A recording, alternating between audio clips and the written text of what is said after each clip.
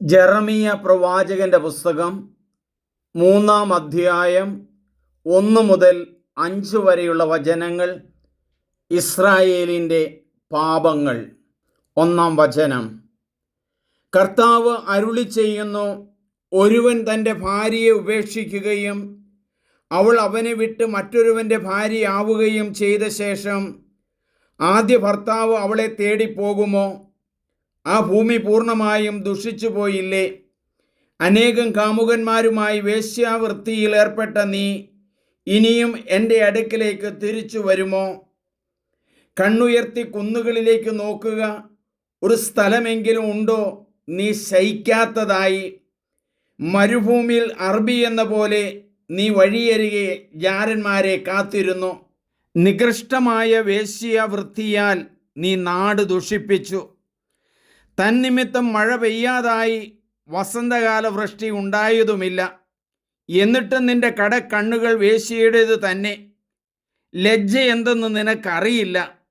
നീ ഇപ്പോൾ എന്നോട് പറയുന്നു, എൻ്റെ പിതാവേ, അങ്ങ് എൻ്റെ യൗവനത്തിലെ കൂട്ടുകാരനാണ്. അവിടുന്ന് എന്നോട് നീ കോപിഷ്ഠനായിരിക്കുമോ? അവിടുത്തെ കോപത്തിന് അവസാനമുണ്ടാകുകയില്ലേ? ഇങ്ങനെയെല്ലാം നീ പറയുന്നുണ്ടെങ്കിലും ആവുന്നത്ര തിന്മ നീ ചെയ്തു കൂട്ടുന്നു. നമുക്ക് പ്രാർത്ഥിക്കാം.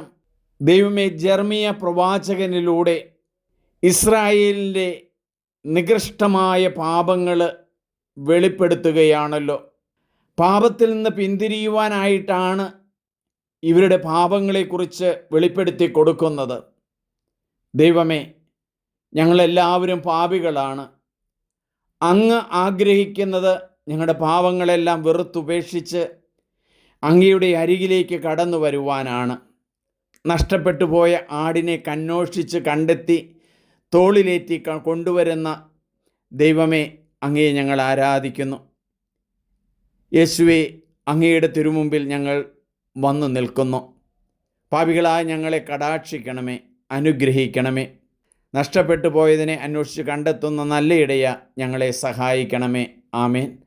ഏറ്റവും സ്നേഹമുള്ളവരെ, നിങ്ങളെല്ലാവരും ഇത് സബ്സ്ക്രൈബ് ചെയ്യണം, ഷെയർ ചെയ്യണം.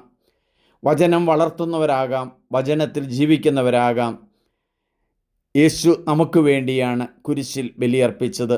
ഉദ്ധാനത്തിൽ നമ്മളെ ആ പൂന്തോപ്പിലേക്ക് നയിക്കുന്നു. ദൈവമേ, നന്ദി. എൻ്റെ പേര് സണ്ണി.